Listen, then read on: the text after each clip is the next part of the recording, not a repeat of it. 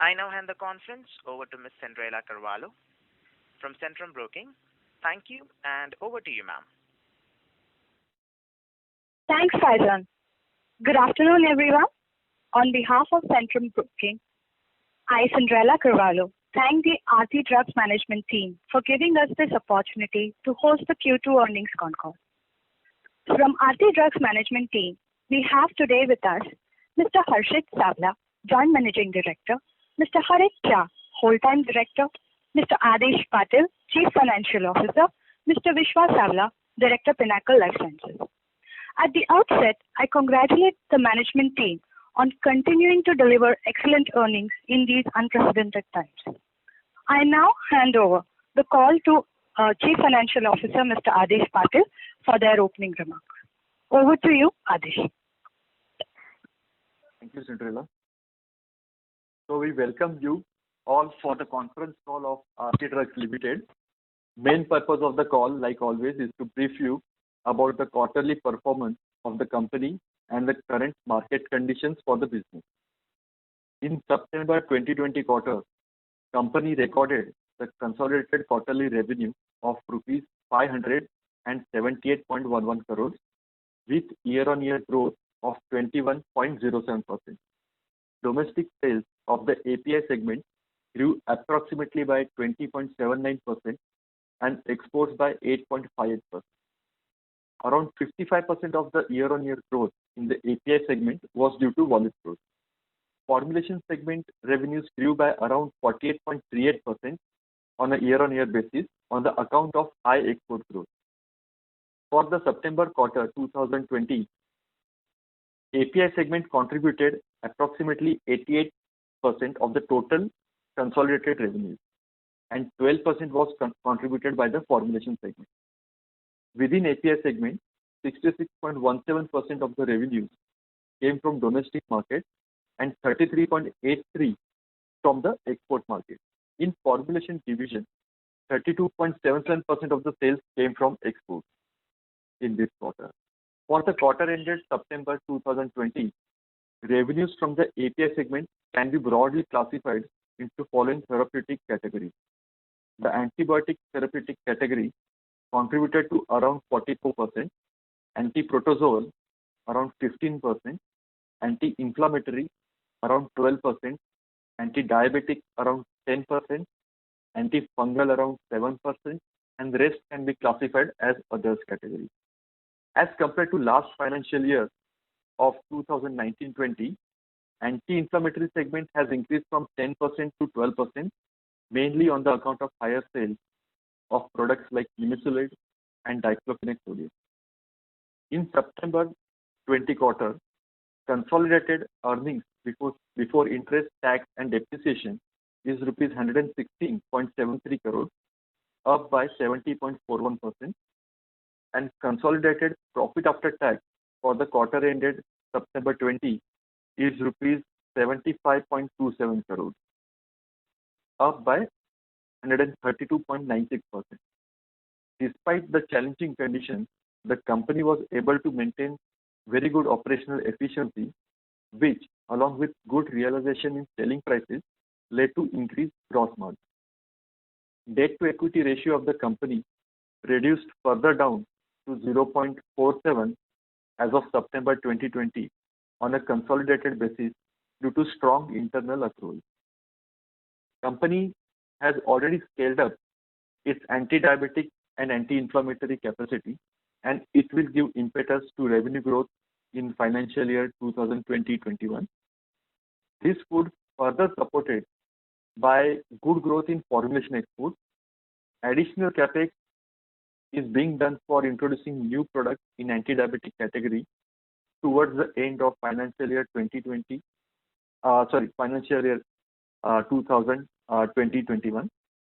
As the COVID-19 situation improves, the project work should pick up pace in coming quarters. Company will soon announce its capex plan for multiple projects, which will include active pharmaceutical ingredients, specialty chemicals, and intermediates. The company is actively doing further backward integration of its products to reduce imports dependence.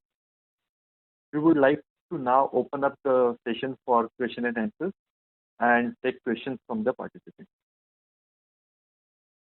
Thank you very much. We will now begin the question and answer session. Anyone who wishes to ask a question may press star and one on their touchtone telephone.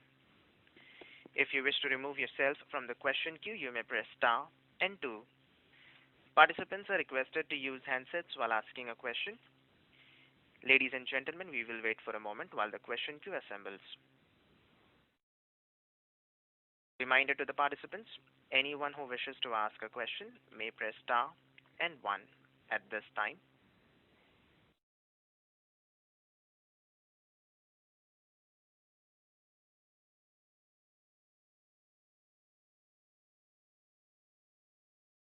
The first question is from the line of Vivek Gautam from GS Investment. Please go ahead. So this was regarding the sustainability of our margin and the tailwind for the sector, the query for our API sector. So is it sustainable and how long would these last, or already the peaking out has happened and story could, and we have seen the best of it? Hi. Yeah, so our already the maximum prices were there in June quarter because of the shortages of supply.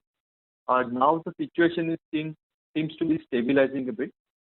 So for us, for Aarti Drugs Limited, we feel that for our product line, our margin should somewhat continue in December quarter also.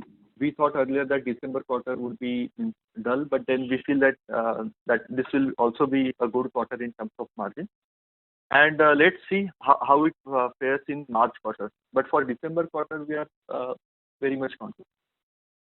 Basically, the tailwind still remain okay due to China plus one factor and China blue sky policy, and due to the COVID, the demand for API and the related pharma products remain strong. And we also have that additional hope from the FDA approval for the US. Any progress on that front that might also help us out? Correct.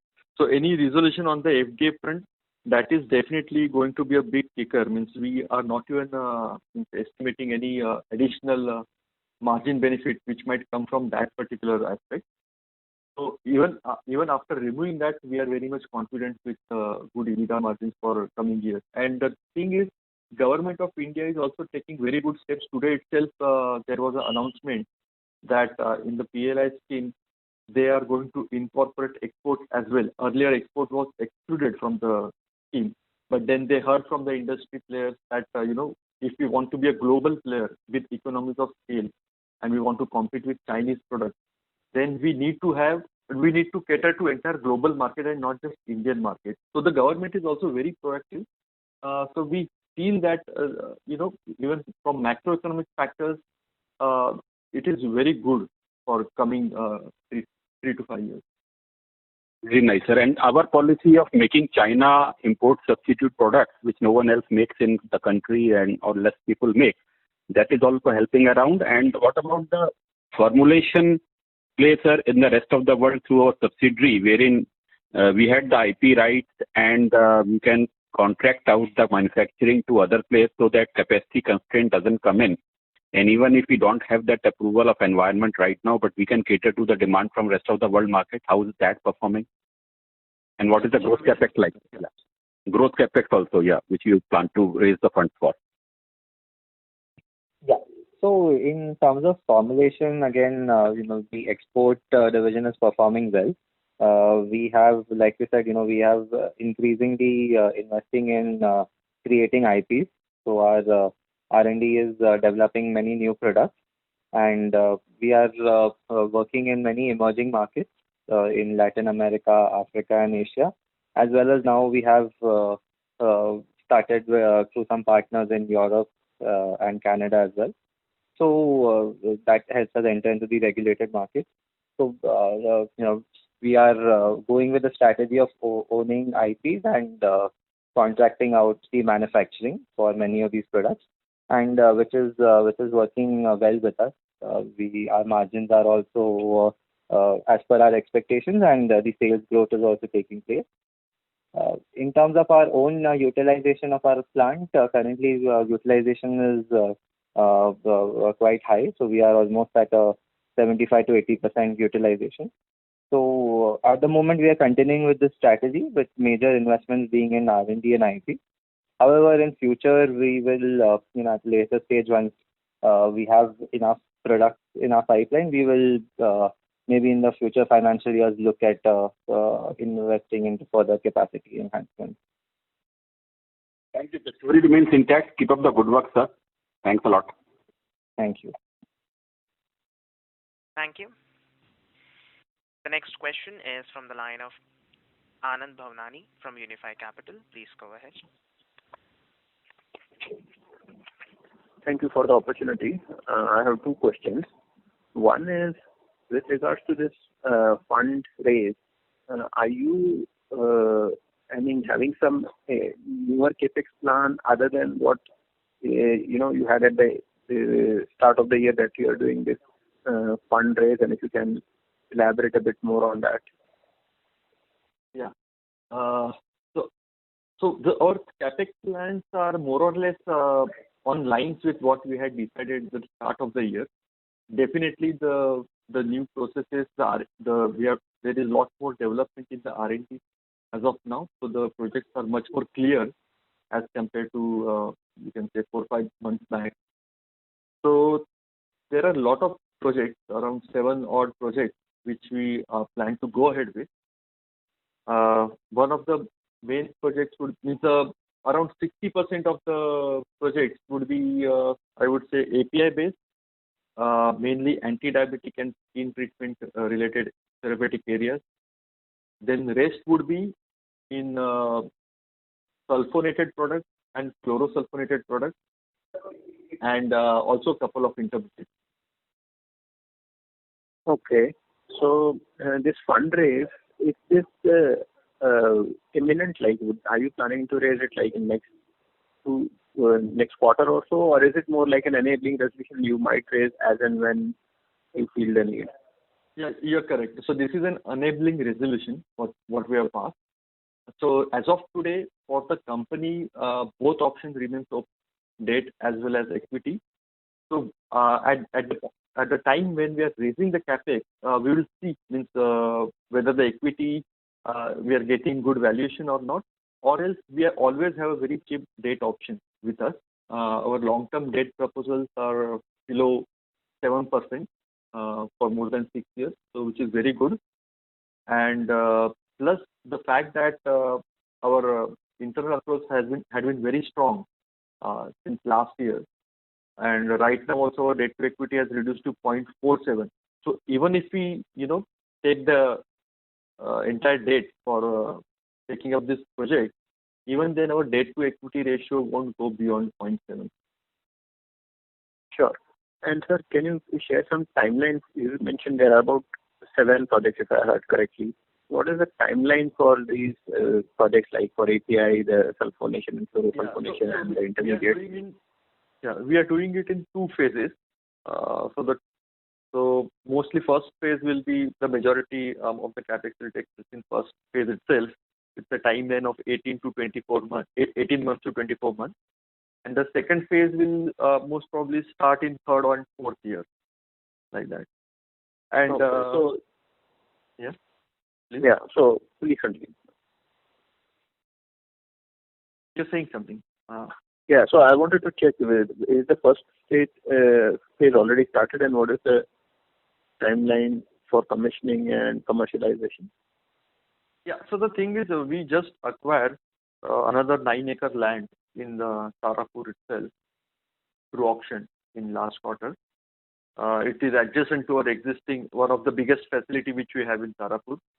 So that will give us very good operational efficiency, because we'll have common departments. We'll be expanding on the already big location. In fact, that is one of the biggest contributing location for us in Tarapur. And the land parcel we have taken is 2 times the existing land parcel of that location. So that will be a very good area for expansion for API products. And plus rest of the products we are expanding in Gujarat. And so there is another scheme also, capital subsidy scheme also, and plus there also there is a project which we might go for a PLI scheme, because that particular product is also there in PLI scheme. So we can say that around 20-30% of the projects will kickstart in Tarapur, rest will be in Gujarat. Okay, and the timeline would be like So Q1 of 23 or something? So 18 to 24 months is the timeline we are keeping to start the production. Okay, fine. I'll come back in the for additional questions. Okay. Thank you. The next question is from the line of Ravi Naredi from Naredi Investment. Please go ahead. Thank you very much for nice result. Can you raise more debt instead of equity for new capex? 350 crore you have mentioned today. So why not you go for debt instead of equity? Yes, so that option is always open. So what the resolution was we have taken is a flexible one. So we can also go for debt, and we can also go for equity. It is like that. So as you said, the debt option is always open for us. Okay, thank you very much. Okay, sir. Thank you. Thank you. The next question is from the line of Sriram Srinivasan from Sincere Syndication. Please go ahead.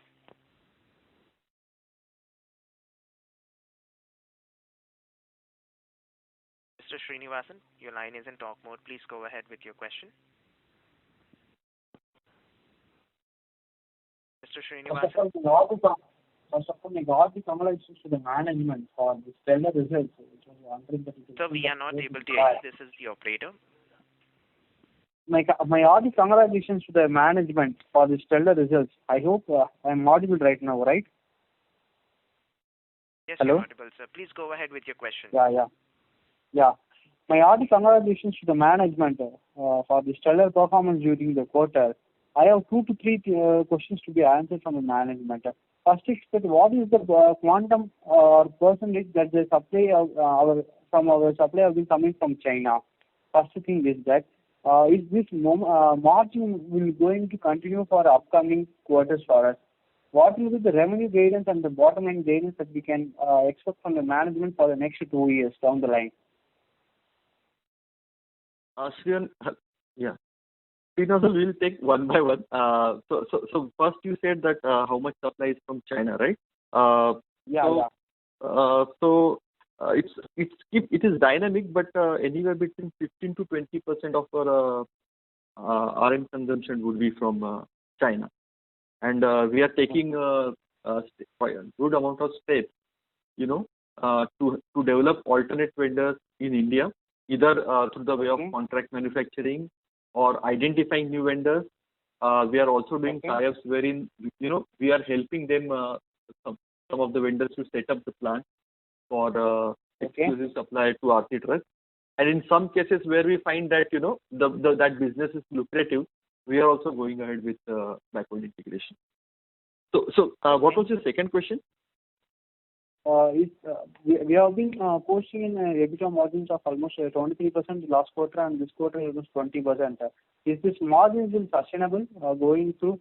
And in last con call, you have mentioned that the margins are likely to get stabilized in the upcoming quarters because there will be a severe surge in the API cost from China last quarter. Is that the trend have been started declining, or it is in same mode? Yeah. So towards the end of first quarter, that is June quarter, already we had seen some tapering off of the prices, and that is why you've seen that 24, upwards of 24% EBITDA for the API side. 24.6% EBITDA was there for the first quarter. Now it is 21, upwards of 21% for the API segment. What we are seeing is that if now the prices are more or less stable. See, the thing is, there are always couple of products where supply demand issue will be there and the prices will go down. But that apart, more or less, we are seeing that even for December quarter, the margin should continue. So the Okay. things are going well. March quarter, it will be difficult to say as of today, but March quarter, Okay, I understand. typically December quarter is lean in terms of the therapeutic areas where we play. March quarter is usually good for us in terms of demand. Okay. So I think so March quarter will be good in terms of top line and everything else. Okay, fine. And one more thing, sir, what is the quantum of CapEx that we are allocated for this FY21? FY21. Okay. So Yeah. FY21, we may not be able to do a capex more than by half year end we have done somewhere in 40s, 45 or something. Okay. But that is also to do with one of the land acquisition which we did. Yeah. So 140, full year- right? 140. No. This year we may not be able to do that much. Maybe if we buy a land or something, maybe that much. But otherwise, it won't be above 100. But majority of the capex will accelerate in the calendar year of 2021, because as of now the things are little slower. Now they are picking up pace for the capex. Yeah, I can understand. But it is the calendar year 2021 will be the year where we will be doing majority of the capex. Okay. Almost we have been proposed to raise almost 350 crores. All the 350 crores will be go for capex in going for the next 2 years, or else that we have in plan to distribute in some other areas on product development or kind of thing. Okay. So the thing is, this 350 CR which we raised, we are also getting lot of good opportunities in inorganic space, inorganic growth. So that area is always there. Our capex plan itself is to the tune of 600 crore plus. So that is another area. And product development, that is something which is we are doing continuously. So that we take care in the part of regular capex also. Okay. So these are the main applications. Okay. We are rightly running at more than 30 to 25 to 35% of revenue growth as of now for the first half year of this year. Is this the momentum will continue going forward? December quarter, it's difficult for me to predict because generally it is a lean quarter, but then year on year we should be doing good growth, no doubt about that. March quarter we are very much confident for very good sales growth. And one thing I would like to point out that we are very strong in antibiotic and antiprotozoal segment. In fact, one of the world leaders in the kind of molecules we are operating in. And because of lockdown, this June quarter and September quarter, the spread of infectious diseases was very low. So frankly speaking, the full potential of our product line was not explored in this particular year during the COVID period. So what we expect after vaccination is out for COVID, when the people start going out, that time again this particular range of products will do better in terms of quantity sales as compared to FY21. Okay. If my understanding is correct, means once the footfalls of the clinics are started happening, then the domestic anti-therapy segments will outperform the market. If I'm right, means right? So a lot of growth potential is still not unlocked. Okay. I would say. Okay. And the last question from my side: what will be the potential upside for the next two years in terms of business growth that we have been looking forward? I didn't get that question. Sorry. For the next 2 years, what will be the potential business growth that we are looking forward in terms of growth potential for next 2 years? Yeah. So both revenue as well as profitability. Yeah. Next 2 years, we'll be doing good incremental growth, no doubt about that. And because a lot of debottlenecking projects we continuously keep on doing. Apart from the big capex which we have planned. And plus one anti-diabetic production line will become active towards the end of this financial year, which is other than the main capex which I talked about. So that will also drive future growth. How much in terms of I will give you a potential.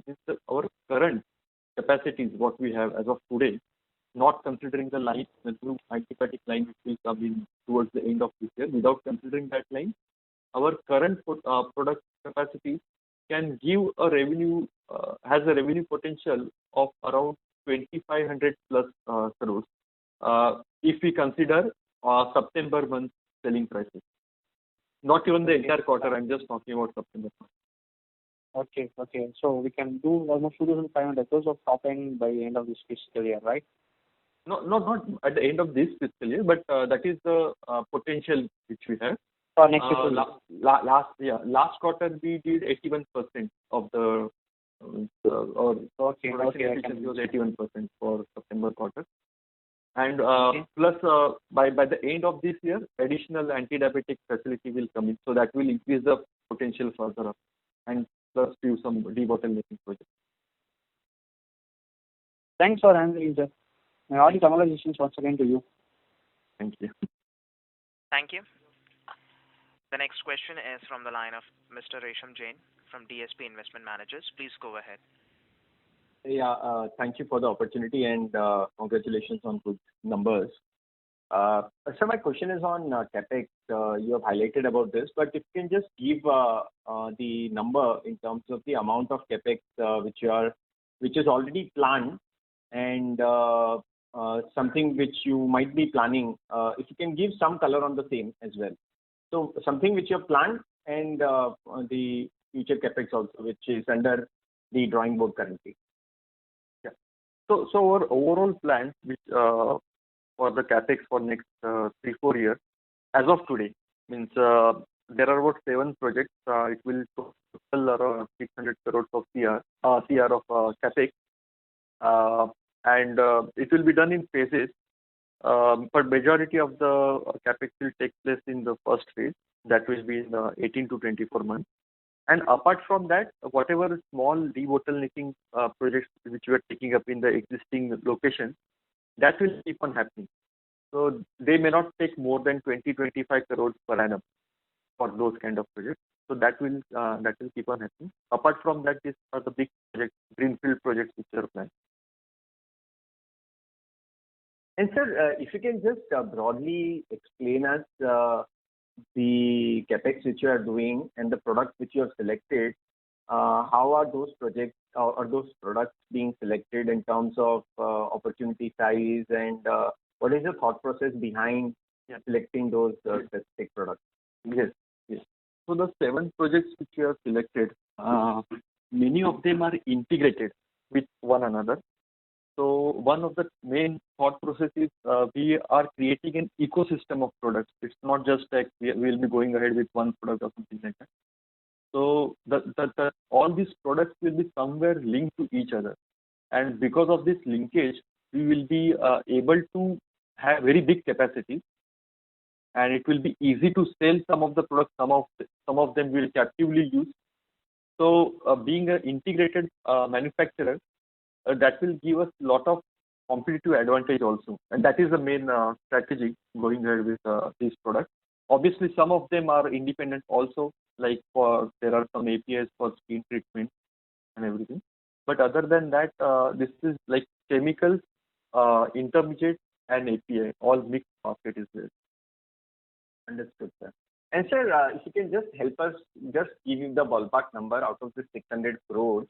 You mentioned a lot of projects are in a way backward integration kind of projects.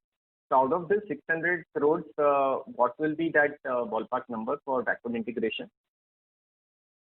It will be difficult to say, because the thing is, some of the projects what we are doing, half of it, like maybe 30-40% will be backward integration, like captive consumption, but the rest we'll have to sell outside also.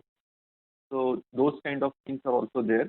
But to answer your question in a reverse way, I would say the external sales potential of this capex would be very roughly, vaguely around 1,500 crores, the external sales potential. And because you are doing backward integration also, your normalized margins will be slightly better than what you have done historically. Correct. That also is Yes. understood, sir. That's the only thing I wanted to ask. Thank you. All the best. Thank you. Thank you. Thank you. Ladies and gentlemen, in order to ensure that the management is able to address questions from all participants in the conference, please limit your questions to 2 per participant. Should you have a follow-up question, we would request you to rejoin the question queue. The next question is from the line of Hemant Shriram from Bearing Advisors. Please go ahead. Yeah, good afternoon, and thank you for taking my question. I just have 2 questions regarding the industry and competitive actions. Firstly, you mentioned China earlier on in the call. Could you maybe elaborate a little bit on whether you expect the China factor to be a temporary source of competitive edge, or do you think it's a structural change in your industry? Yeah. We believe it is, but earlier, frankly speaking, someone asked this question to me back in the month of February or March, and that time we said it is a temporary change. But as of now, the things look like it is a structural change. What had happened was in 2017-18, there was string of closures in China because they wanted to have a greener. They wanted to move like US, more towards service industry, close down all the polluting industries and everything. So there was a lot of shortages happening in 2017-18, and at that time also there was quite a big structural change in terms of many of the foreign clients started looking towards more and more Indian suppliers. And in the very short span of 3 years, again this COVID thing happened.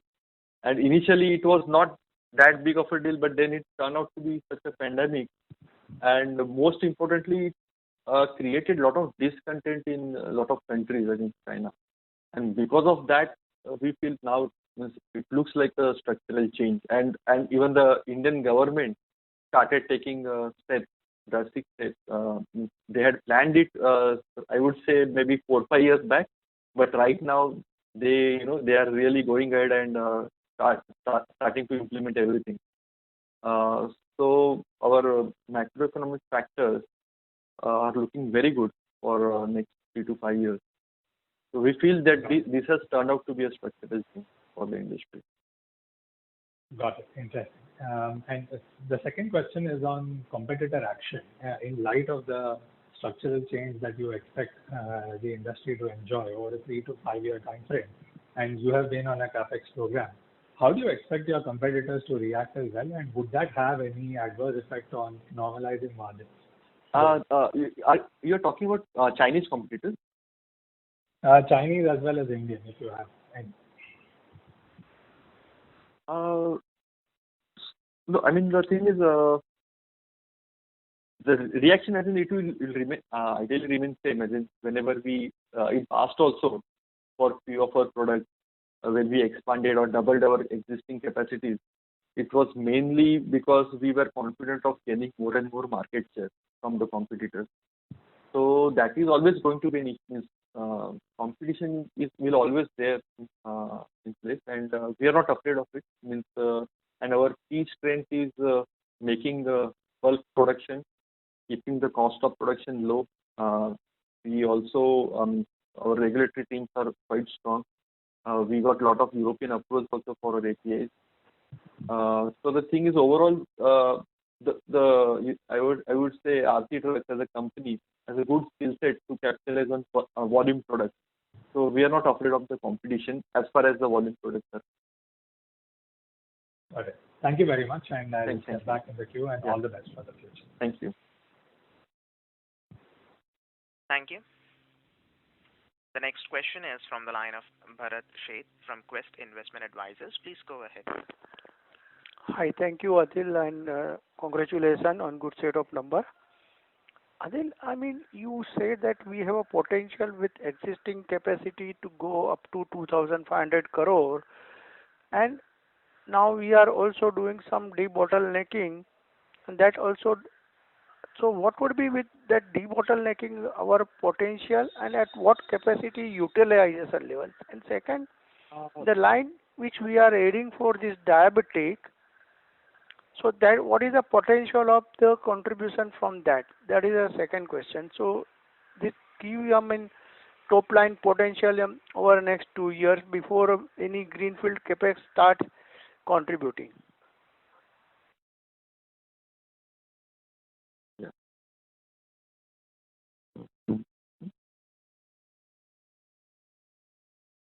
This is the operator, Mr. Patil. We are not able to hear you, sir.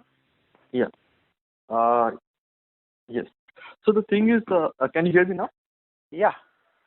Yeah.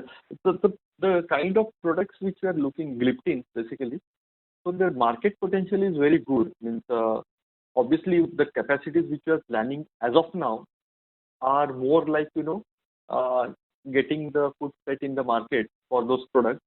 And once we start doing well, there will be a second round of expansion for those products, gliptin, which will be like the global capacity. So that is our action plan. So the debottlenecking, and frankly speaking, we haven't put it on paper, but it can be anywhere like incrementally what we have seen in past 200 to 300 CR when we put all the debottlenecking projects together in a year or something like that. We usually keep adding revenue potential of around 200 to 300 CR, something like that. Okay. And with this new diabetic gliptins that we are talking, I mean, which will come in the end of FY21 financial year. So what will be the potential of that business? So I'm including that as well because that is not a very big capacity, frankly speaking. It will be good, decent capacity, but not a very big one. And these molecules are going off patent and they will be growing. So as soon as we feel, the capacities have started filling up, then we have enough land parcel to immediately go for a big greenfield project because the processes will be similar. So it will be very easy for having a quick setup done, the Tarapur itself. And now that we have a land adjacent to our existing facility, the common utilities and everything, ETPs are already there. So in that case, that becomes kind of half brownfield, half greenfield, but the speed of that capex will be very fast. So it's more about we are creating an opportunity. Okay, and what will be the potential of this formulation? I believe we are talking of for API only, correct? And formulation, first half we have already done, 132 crore is against 172 crore last year full year. So how do we really see this formulation business growing? Yeah, Bishra will answer you. Yeah. So we, like Adi said, majorly the growth in formulation is coming because of increase in exports. Correct. At the same time, we are also now seeing some volume growth. So both in terms of domestic and export, we are anticipating volume growth for the remaining 6 months as well as in the next financial year. And we are also increasing volumes at our third-party manufacturing sites. Okay. So in terms of revenue growth, we see with our current setup revenues going at about anywhere between 350 in the next financial year, and thereafter considering some of the new capacities that we'll add and considering more registrations that will come in about 2 years, we can foresee a revenue of anywhere around 450 to 480 crores. Okay, so 350 you said for FY22 potential, correct? Correct. Yeah. And yeah. Okay. And Adil, now whatever backward integration we are talking, so that will take us our backward integration what level currently, say if we are relying say in API around 15 to 20% on China. So what stage, how many percentage is backward integrated and what level we reach once your full capex will start?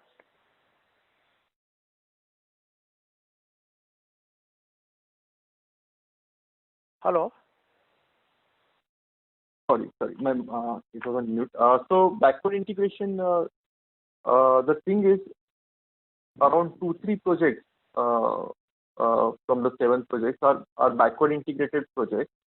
But in that also, some of the products we might be selling outside because the kind of capacities which we will be putting in, they won't be totally used by captively.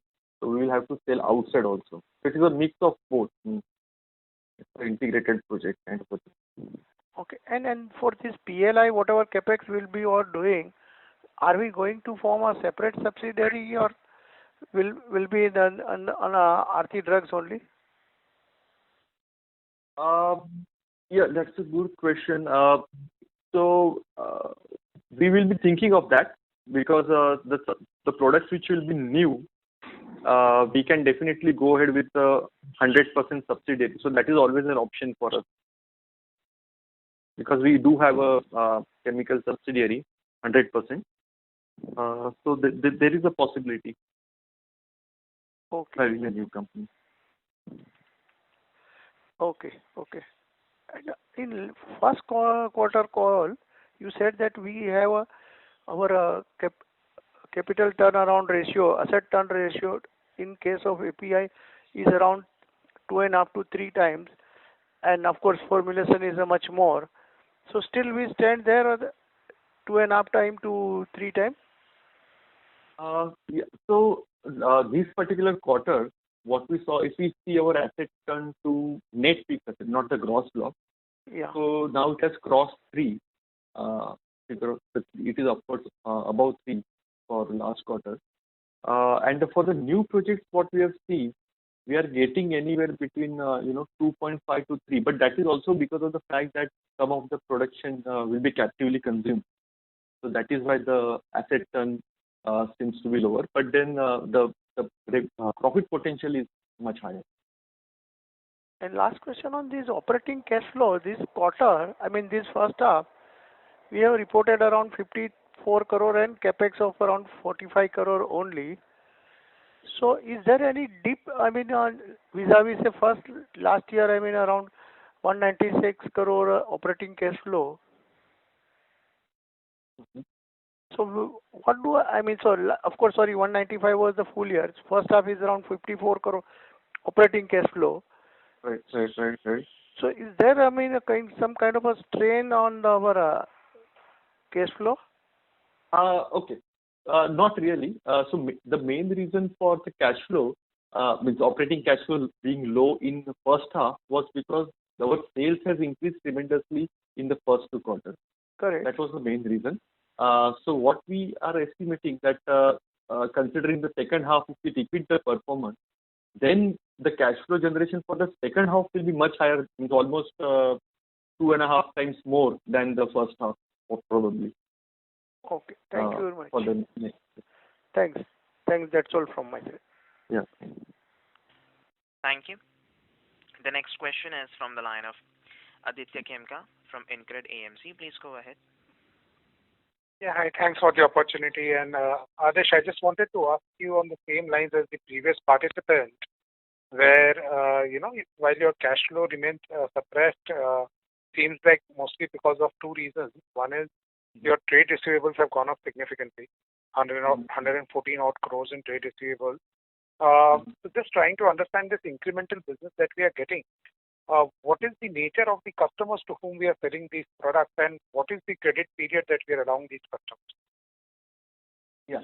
So the thing is, the main reason why the receivables have gone up is because typically our credit period is around 90 days. It hovers from 60 days to in very rare cases 120, but on an average it is in mid 90s. So usually what happens is, if a particular quarter has done exceptionally well in terms of sales, then all the sales usually fits in the working receivable, and that is why the net operating working capital requirement for the first half year looks very high, because our September quarter has done more than 570, around 574, 575 crores of sales. That is the main reason why it is. And the customer mix, that question, it is more or less the same. Means it hasn't changed anything as compared to the previous year. Right. No, I understand what you're saying. But Adesh, on the same thing, your trade payables have actually come down, in the 6 months, while your sales and your procurement must have also gone up. Would it be fair to say that your suppliers are gaining bargaining power versus your franchise base, because their products are also in high demand and therefore you have to pay them earlier versus? I think Harit Bhai will be able to answer your question. Sure. Yeah. No, actually, typically it has not come down significantly, but small percentage it has come down. But we will be able to again regain that credit terms further. Some of the raw materials which were in short in first quarter, because of that cash flow has got affected. But we should be able to recover that at earlier levels. Yeah. Yeah, and thanks, Aditya, the thing is, Sorry. yeah, Aditya, one more thing. The thing is, in the March quarter, towards the end of March, because of the lockdown, all the payments were stopped for last 8-9 days. Then because we are comparing this with 31st March, it looks little bit skewed, So that is the main reason why it is. No, but that was the case with your receivables as well, right? So in the March year, your receivables actually went down. It was not impacted that much. Okay. So thanks, Harish Bhai, for that answer. But just to follow up, so if the materials were in shortage, that led your suppliers to ask for money quicker, or did they also ask for a higher price along with the quicker payment terms during the last 6 months? No, ultimately, even if the raw milk cost goes up, we definitely pass that raw milk cost goes to our customers, So net to net, we are not getting affected for the raw materials because everyone has to pay higher price. If I'm paying higher price, someone has to pay a little more higher price than me because of our volumes. But Right. net to net, raw milk prices are actually at lower levels than earlier year, except some of the raw materials which are Chinese, predominantly having monopolies, some raw materials. But otherwise, all due to low crude price, all solvent prices and other crude price, other chemicals are at lower levels in first 6 months actually. Right. So just to follow up on that, just to understand this better, sorry about that. Understand, when we enter into procurement contracts with our suppliers, is the price fixed for 3 months, 6 months, 9 months, and we commit volumes, or is it that we do spot buying depending on who's selling at what price? Some of the contracts are based on raw material pricing. For example, some raw material based on toluene, so we take the toluene price as a base price, and then based on that we fix the price on monthly or quarterly basis normally. So it is all purely raw material driven pricing. Raw material. So you basically give your supplier a markup over his raw material cost. Yes. Right. And then if I were to invert the question to your customer side, so when you sell to your customer, does your customer treat you the same way? They give you a markup over your raw material, or is your pricing of your end product determined by the product market? No, both actually, because ultimately we are into API space where we are not the only ones. So whenever raw milk cost goes up, we normally pass it on to the customer normally. And it's an immediate pass on. There is no lag in the pass on. No lag. Normally no lag. Yeah. Understood, Harish bhai. Thanks a lot and all the best. Thank you. Thank you. The next question is from the line of Kunal Pavaskar from InGrowth Capital. Please go ahead. Hi, thanks for the opportunity. My question was the top 10 products of the company are around 3/4 of the total sales today. The question was that in generally, I mean, even if you could give it at a more granular level, that'd be helpful. But in each of those products, in the top 10, what might the standing at a global level be for the company? Without taking names of the products, but which countries you are competing with in each, and what is the size of Aarti Drugs at a global level in each of those 10 products? Is it number 1 position, or is it in top 3, or is it in top 5? Can some detail like this be shared with us, please? Yeah, most of the products of top 10 products, we are either number 1 or 2 or 3. So all the 10 products, we are number 1 or 2 or 3rd number. Okay. Just to follow up on that, then the competitors are broadly from which country? Are they local, or are they China or some other country? Either China or domestic, either of it. Yeah. Okay. And then just to add to one question that an earlier participant asked, you are confident of adding capex today because of the changed environment. Yeah. How do you mitigate the risk of these competitors also coming in with a supply response for the changed demand environment? What are your thoughts on that? So is there a risk that say 18, 24 months down or 36 months down, there is suddenly a glut in certain output products that you have? What is the chance of that happening in certain products? I mean, and how do you think about that? Yeah, I will answer this question. Frankly speaking, the government policies is not the main factor for us to, which is driving the capex. The fact that our internal accrual, the cash flows, the size of the company has also grown, that this much capex can be taken means immediately by the company. That is one reason. Another main reason I would say is also metformin, because metformin has done really well for us in last year. We expanded the capacity to 1100 tons per month, and now and the market of the metformin is also growing in double digits. So we will be doing a two-phase expansion of that product. So the final capacity what we are eyeing is 3000 tons per month for metformin, but we will be doing it in two phases.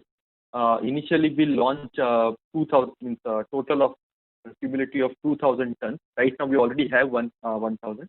So it will become 2,000 tons per month on in a very near term, and then final would be 3,000 tons per month. So that is one.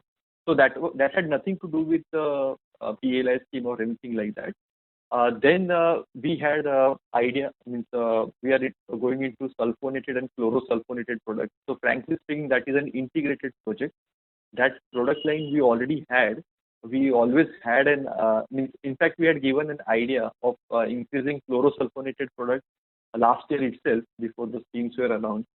Fortunately, all the ideas which were, on the drawing board, suddenly there is a lot of macro factors which are becoming more conducive for the ideas which were already there for us. So that is just the reason why we are speeding up. But our main strategy, we are not diverting. Just because some benefit is available, that is not the reason why we are moving forward. Sir, my question was not from perspective that PLI is announced and hence you're doing it, but in general anyway, from the supply response that can be anticipated, that you anticipate, that can be a potential risk when capacity is finally go on stream. Means the thing is, even if PLI is not there tomorrow, we don't have any risk for the project. That is what we are saying. Means the decision which we are making is irrespective of all the schemes which the government is. And the top, and you, like you said, top 1 to 3 in many of the top 10 products. Are your competitors also similarly backward integrated in most or not? I would say the main reason, I would just add up to that point, the answer of Harit Bhai, that for the top 10, or I would say top 12 products which we have, globally, we, as he said, that in all of them, either we are 1, 2 or 3, whereas domestically, barring 1 or 2 products, we are number 1 in all of them, barring 1 or 2 products. In terms of capacities, and the main reason of that is because we are either similarly backward integrated or more backward integrated than the competitors, because that is the only way you can keep the cost of production lower and capture more and more market share. Thank you. This is the operator. Mr. Pavaskar, may we request that you return to the question queue for follow-up questions, as there are many participants waiting for their turn. Ladies and gentlemen, in order to ensure that the management is able to address questions from all participants in the conference, please limit your questions to 1 per participant. Should you have a follow-up question, we would request you to rejoin the question queue. We'll take the next question from the line of Palak Agarwal from the Tycoon Mindset. Please go ahead. Hello, sir. My question is regarding the API industry outlook and our company's guidance with respect to that. Okay. Means you're asking about the earnings guidance for the year? Earnings guidance sorry? Or in general, the API industry outlook? In general, as well as with respect to earnings also. What could help our company to get inflow from that? And what is the guidance for that too? Okay. So the thing is, we would say that as compared to 2020, FY 19-20, means 2021 and future years are looking much better. Okay. For API and intermediate industry. In fact, I would say this industry has faced a lot of shocks in the past years. Let it be like currency fluctuation shocks, that is more on the financial level, but of the various countries, that is. Then there was shock from the supply of raw materials from China. Then there was another shock of crude prices falling twice in last 5 years, because of which a lot of oil producing economies, the demand from those countries had gone down. Then there were a lot of pollution drives in India, which is good. In fact, we think that is necessary for sustainability. But that had happened over the last 7-8 years. So in spite of all these shocks, the Indian industry had done quite well. And now that the government is taking additional steps for Atmanirbhar policies and everything, let it be anti-dumping duty, let it be PLI scheme, let it be subsidy schemes, which few of the state governments are giving. So from all perspectives, I think the API industry and the bulk drug industry and the intermediate industry should do very well in coming years. So the outlook is very much positive, is what we feel.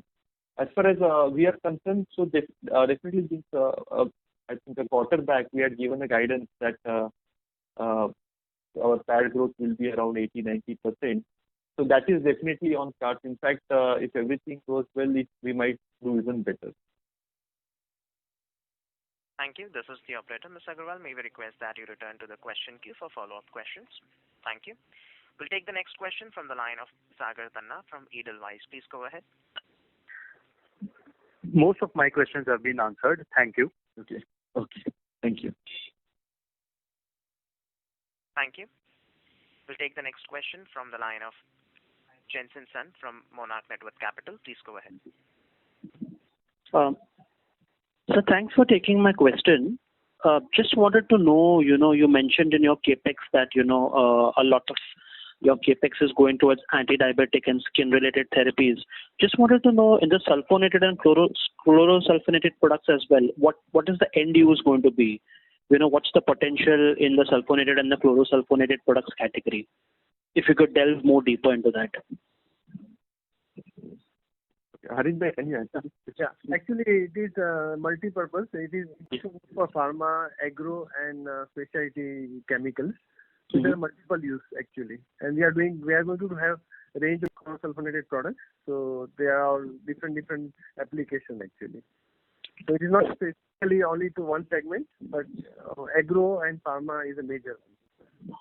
Okay. And just if I could squeeze one more, your gross margins just compared to quarter on quarter, they have been under pressure a little bit, with your raw material costs also increasing and employee costs also, I see if you just compare line by line. Just wanted to know what exactly happened in this quarter. Were realizations down as compared to quarter on quarter, or what exactly transpired? Yeah. The thing is, in this particular quarter, we also gave areas of around a couple of crores. Apart from that, we had additional 1 crore of expense for bonus issue also, which happened. So that was one of the reasons why the expenses were a little higher as compared to quarter on quarter. And as compared to if you're talking about gross margins, we had indicated at last quarter itself that whatever we achieved in June quarter was exceptionally high because of the shortages which were there in the market at that time. And we had given the guidance that overall EBITDA margin for longer term. Earlier, last year we used to give it at 16%, but now we feel that 18 to 20% is something which is more feasible, given the fact that the outlook is so positive for this. Thank you. This is the operator. Mr. Sun, may we request that you return to the question queue for follow-up questions. We'll take the next question from the line of Kunal Dhamesha from Emkay Global. Please go ahead. Thank you for taking my question. I have just one question. Out of the Sir, please increase the volume of your phone. We are not able to hear you. Is it audible now? Yes, sir. Yeah. So just one question. Out of the 600 crore capex that we have indicated for next 3-4 years, how much of that would be for the PLI scheme?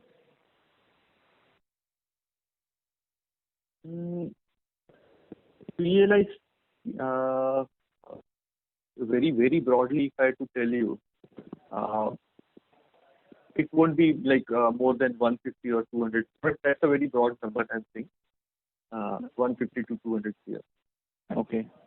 So within that, our margin should be even higher because we'll get incentives, right? We'll get incentives and even other products also we are hoping for very good margin. I mean, because intrinsically the business is good in the other products. Okay. Thank you. Thank you. The next question is from the line of Kavita Thomas from First Global. Please go ahead. Hello. Yeah. Can you hear me? Yes. Yeah. Thank you, sir, for giving me this opportunity. I just have this one question. I wanted to understand in terms of what is our dependence still on raw materials from China, and what is the impact of this anti-dumping duty on the raw material for ciprofloxacin? Yeah. As we discussed before that our Chinese dependency in terms of overall RM, where we don't have much option, is around 50 to 20%. Okay. And where we don't have option, and anti-dumping duty that is definitely very helpful because it protects Indian players from the dumping of the product from China. Sometimes what happens, just to play the market, sometimes there is a temporary dumping from the Chinese player, and because of which government is doing protection to the players. So it is positive, in fact. So it is positive. But Yes, for the raw positive. materials which we depend on them, sir, how is that? Is that coming under a duty? No. No. We are quite backward. Whatever we are importing is not coming under anti-dumping duty. Yeah. No. Okay. Fine, sir. Okay. Thank you so much. Thank you. The next question is from the line of Shivam Sangvi, freelancer. Please go ahead. Sir, I have two questions for you. So, as I can see, the API business grew by 20% year on year. So, can you tell us that was it volume driven or price driven? Yeah, it was around, you can say 55% was volume driven and 45 was price driven. And sir, for the formulation business? Formulation business, yeah, Vishwa. Yeah, formulation business was majorly price driven. Rather than price driven, it was actually a change in the product mix because the kind of product and the market where we were selling changed. So that is the major reason for the growth. Okay. And I have one more question. Sir, I can see in 2018 and 19, the export revenue was around 38% overall. And I can see from the last 2-3 quarters, it has reduced to 34%. Am I right, sir? Yes, correct. Sir, can you just shed some light in this? Sir? Yeah.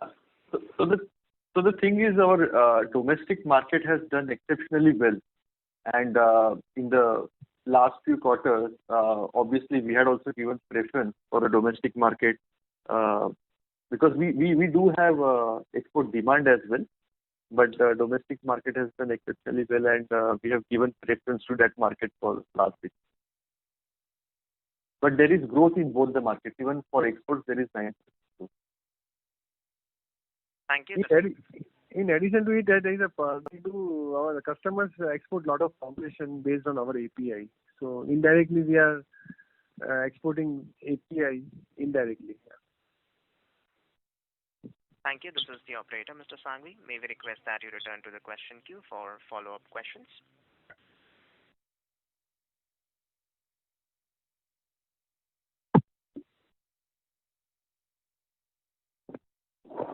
The next question is from the line of Vivek Gautam from GS Investment. Please go ahead. Yeah, just wanted to know the status of the FDA approval status for our application and about the rest of the world export performance of the IP. And we don't have the constraint in terms of the capacity because we are able to outsource to our contract manufacturers. Thank you.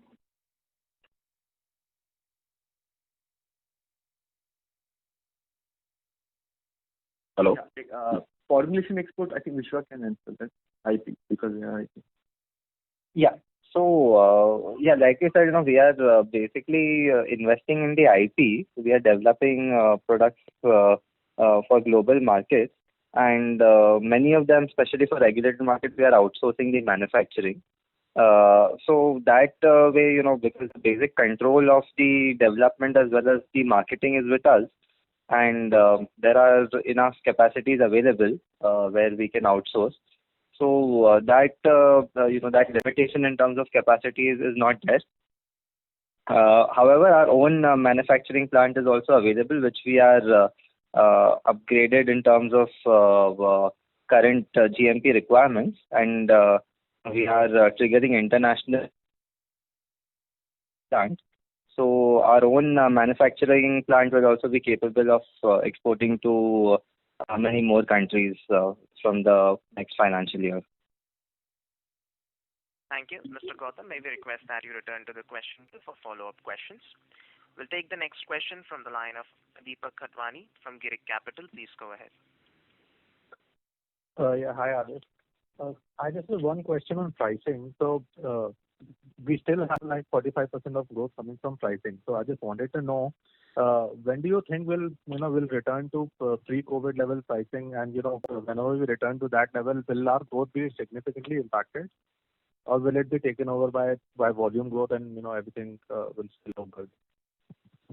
Yeah, so definitely, as you said, that infectious diseases like antibiotics and antiprotozoal, those categories will do better once the vaccination is out and people start going away. As of now, people are staying in. So even from doctors, we have heard that the spread of these infectious diseases has been quite low. So that is one positive which is yet to come. Then some other benefit which will come in is because of the government policies. So that should also take care even if the prices come down a little bit. But then the thing is, as of today, there is no indication as such that the prices will collapse sharply from here. For few products, it is a different issue because of the supply-demand mismatch. But overall, the prices are stable. Thank you. This is the operator, Mr. Khatwani. May we request that you return to the question queue for follow-up questions. The next question is from the line of Vaibhav, individual investor. Please go ahead. Hi. The potential of 2,500 crore with the September pricing which you talked about, is that is at what capacity utilization level? That is usually it's 95%, I would say 95%, something like that. And you think we can reach to that, or we need to do more debottling to reach there? It is reachable, but then the thing is, what happens, not all products do well at the same time sometimes, But then we do have the flexibility of converting one plant into another. But that is potential which can be reached. Usually what we do is when we calculate capacities, it is rated at 28 days, 29 days. So based on that, we have taken that number. 28 days in a month. Thank you. This is the operator. Mr. Weber, may we request that you return to the question queue for follow-up questions. The next question is from the line of Saravanan from Unifi Capital. Please go ahead. Congrats and good set of numbers. So one clarification I had was this technology partner for chlorosulfonation. Have you identified the partner? Yes, we have. So you are going to buy the technology, or will there be a royalty or profit share arrangement? No. It's not like that. We'll be so it's like some kind of form of consultancy we might take, but that's about it. But rest of the process we will develop in-house. Okay, that's good to know. And now to insulate from EBITDA margin fluctuations, because we are mostly on the spot side, would you be able to undertake more longer term contracts in our business profile? Is that on the cards? Now you have the capacity, scale, and the customer reach. So are your conversations are becoming more longer term in nature? I think Harit Bhai will be able to answer this.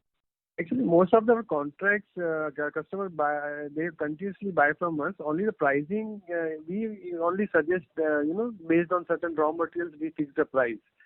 So it's not that because of there is a lot of fluctuation in raw material price, especially currency. So it's very difficult to do contract at a fixed price. So what we do is normally we fix the quantity, and based on this raw material price, we tell them these are the pricing. And based on, for example, DCDA, we decide the price of metformin. If DCDA price goes up, we increase the price of metformin accordingly, something like that. So most of the contracts are very long term, but only pricing we decide on monthly or quarterly basis, basically. Is that okay? Hello? Yeah. So the specialty chemicals, you have highlighted long-term contract from a Japanese customer. Yes. I mean, I was trying to find out if there are more such conversations happening. No, chlorsulfonation, our project also got little delayed because of COVID. Actually, we were supposed to start in first quarter, but now I think we will start, and it's not. Still, we are talking to them. It's not signed actually. Contract is still not signed, but we are talking to them still. Okay, fine. Thank you. All the best. Thank you. The next question is from the line of Palak Agarwal from the Tycoon Mindset. Please go ahead. Sir, I wanted to ask you regarding the product pipeline, and among that product pipeline, which products can give us 100 crore mark or like that? Product, the upcoming product you are asking? Yeah. Okay. And the products which are in our pipeline. Pipeline, yeah. The new, what are new launches which will take place in future? In fact, most of them, I would say all of them, are above 100 crore market potential, because then otherwise the product will be too small for the top line. It means for 2,000 crore top line, 100 will be just 5%. So now we are eyeing for products which are minimum like kind of 300 crore or more, upwards of that crores of revenues per year. Okay. And till when we can have these remarks from our products? Like, are our products in our in the late stage or in the clinical trials or like that? No. Okay. You are asking about the formulation products or the API as well? Formulation as well as API, which can give us this remark. Yeah. What I told you just now was related to APIs. Formulation, okay. I think Vishwa will answer you. Yeah. Yes. In formulation, we are basically, targeting many of the blockbuster molecules which would be going off patent from 23 onwards, so between 23 to 26. So many of those are similar to our, API pipeline products. So again, mainly in anti-diabetic and anticoagulant range of products, we will be targeting those kind of molecules where the potential is very high, because these are at the moment multi-billion-dollar products globally. So basically, we'll be targeting day one launches for those products. Thank you, Mr. Agarwal. May we request that you return to the question queue for follow-up questions. The next question is from the line of Yogesh Bhingarde, individual investor. Please go ahead. Yeah, good afternoon. Thanks for the opportunity for the question. My question is, this Aarti Drugs has been doing consistently quarterly good results, especially from last 2 to 3 results. So I have been also recent investor.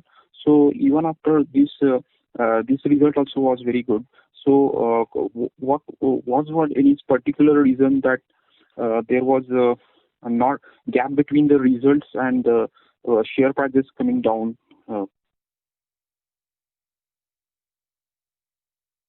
it's very difficult for us to comment. I mean, why the share price react the way they do. But only thing we can say that it's not that anything has changed drastically even as of now, and the margins which are there right now, they should sustain for a quarter, and even for long term point of view, we are very much confident that the kind of projects we are taking in, the kind of margins we are getting by increasing market share of the existing products above 18% is very much feasible. Even everything settles down, even after everything settles down, even after that, it should be very much possible. Okay. So was there any, because there are some few announcements coming in the quick sessions, like earlier there was a bonus announcement and then there was a recently dividend and this expansion fundraising announcement. So these announcements coming in quick sessions. So was there any kind of particular long term, or there was any view on this immediate quick announcements? So bonus was pending since a lot of years. The last bonus was quite some time back. It was pending since long ago, and the company has started doing well. So we thought this was the right year to give the bonus. And dividend is something which is a part of our payout policy. We had been giving the shareholder payout that took place either in the form of dividends or buyback. So this year also means more or less the percentage shareholder payout percentage wise will remain same. The form might change here or there. We are not sure as of now. So this is just the interim dividend which we have given to shareholders as a part of our long-term strategy. That is, and the capex is purely based on the outlook, and we have very good opportunities right now to take leverage of the current financial situation of the company, the market outlook, and the R&D which we have done. So that is why we will be putting up capex. And the fundraising is just a part of it. Is a natural progression of the of capex actually. Okay. Thanks. Thank you. Ladies and gentlemen, due to time constraint, we will take that as the last question. I would now like to hand the conference over to Mr. Adish Patil for closing comments. Yeah, it was pleasure interacting with you all. Very nice set of questions, and it also makes us think. And we'll continue to do our best, and hopefully December results will be as good as this. And look forward to communicate with you all after our December results. Thank you. Thank you. Ladies and gentlemen, on behalf of Centrum Broking Limited, that concludes this conference. Thank you for joining us, and you may now disconnect your lines. Thank you. Thank you. Thank you.